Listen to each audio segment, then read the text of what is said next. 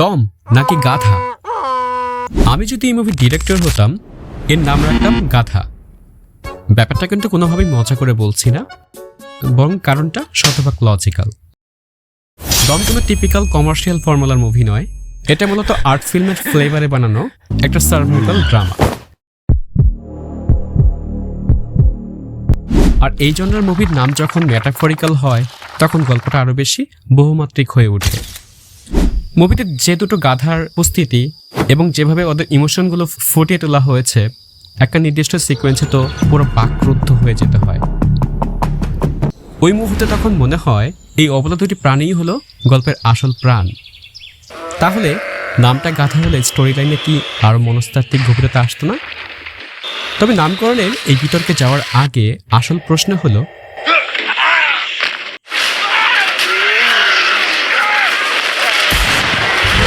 মুভিটা আলটিমেটলি কেমন হলো?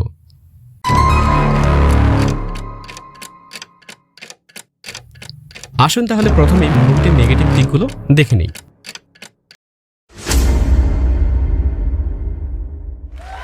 মুভিটা নন লিনিয়ার স্টাইলে সাজানো।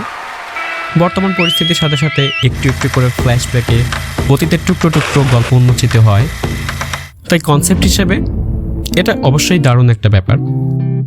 কিন্তু প্রশ্নটা হলো অতিরিক্ত ফ্ল্যাশব্যাকের ব্যবহার। পুরো মুভি জুড়ে শাহজাহান ইসলাম নূরের ফ্ল্যাশব্যাক চলতেই থাকে, কোনো থামাথামি নেই। আর প্রতিটা ফ্ল্যাশব্যাকের ফোকাসে শুধুই নিশু এবং নিশু আবার নিশু। তাই এক পর্যায়ে দর্শক হিসেবে স্ক্রিনে একটা চরম একঘেয়েমি চলে আসে। এই সিনেমার সবচেয়ে বড় উইকনেস হলো সাইড ক্যারেক্টারগুলোকে বিন্দুমাত্র স্পেস না দেওয়া। মুভির পুরো প্লটটা শুধুমাত্র নিশু সেন্ট্রিক হওয়ায় যে থ্রিলিং বা সাসপেন্স ভাইবটা আসার কথা ছিল, সেটা ধরা খেয়েছে। কারণ সার্ভাইভাল থ্রিলারে সাসপেন্স তখনই দানা বাঁধে যখন আমরা একাধিক চরিত্রের সাথে গল্পে কানেক্টেড থাকি। লাইক চঞ্চল চৌধুরীর কথাই ধরুন, এই ক্যারেক্টারটা গল্পের গেম চেঞ্জার হতে পারত, কিন্তু তার স্ক্রিন টাইম এতই কম যে তার আসলে কিছু করার ছিল না।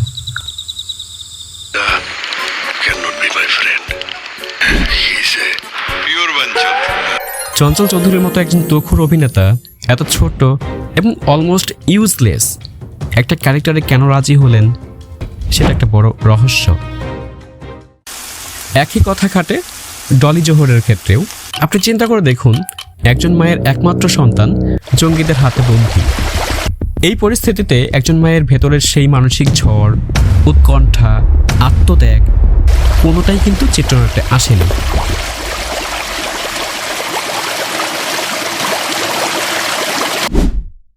বরং ডলি জোহরের চরিত্রের পুরো ফোকাসটা ডাইভার্ট করে দেওয়া হয়েছে পুত্রবধূর দিকে।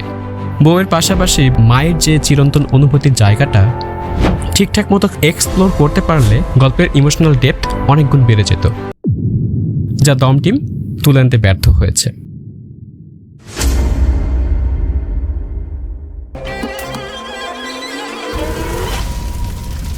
আপনার নিশ্চয়ই একজন অসাধারণ অভিনেতা, কিন্তু তা সত্ত্বেও এই মুভিতে নিশুর ফিজিক্যাল ডেডিকেশনের প্রশ্ন উঠে যায়।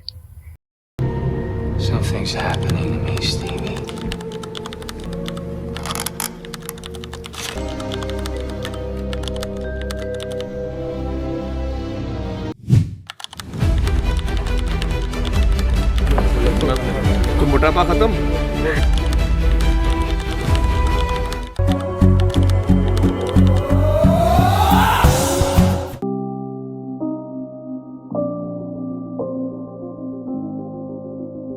আগেই বলে নেই, আফরিন নিশ্চয়ই এই মুভিতে মারাত্মক অভিনয় করেছেন, তো এটা নিয়ে কোনো বিতর্ক নেই।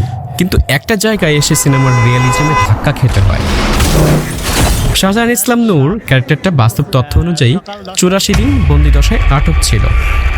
তাকে ঠিকমতো খাবার দেওয়া হয়নি, দিনের পর দিন মরুভূমির রোদে পড়েছে সে, তার উপর অমানসিক শারীরিক নির্যাতন হয়েছে।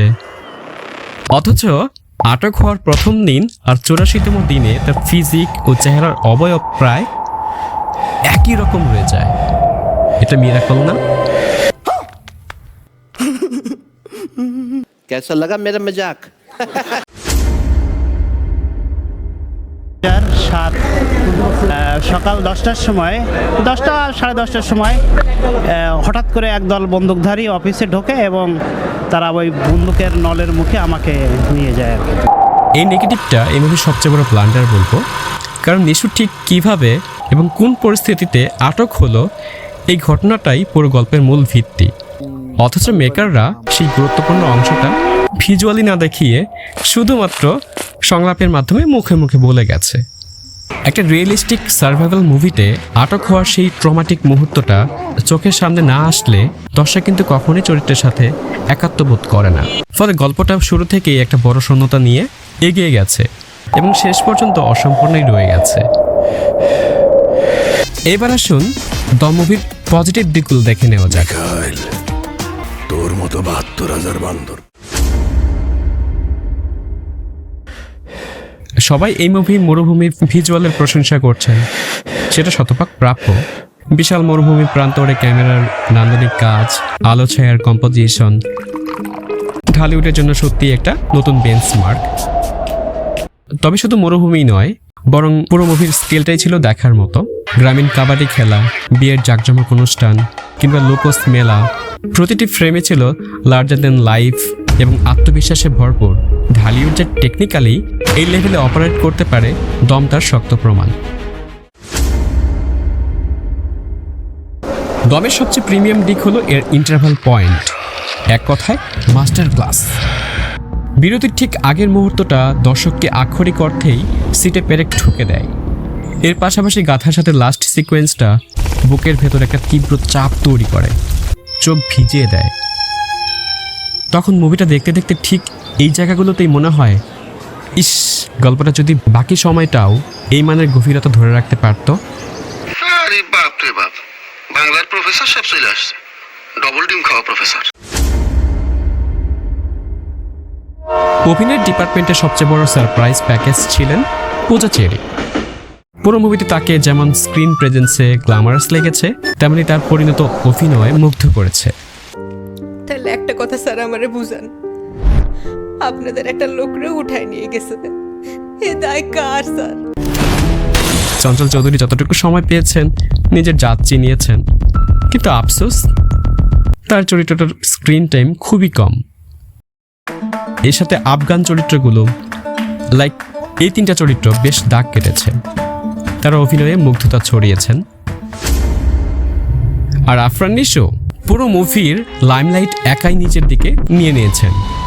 প্রতিটা দৃশ্যে, কষ্টের প্রতিটা সিকোয়েন্সে তিনি ছিলেন একমাত্র শো স্টিলার। এই পারফরমেন্স ঢালিউডের সার্ভাইভাল জনরার ইতিহাসে দীর্ঘদিন মনে রাখার মতো। মেনুর মুসলমান কা বাচ্চা, গুলি করো।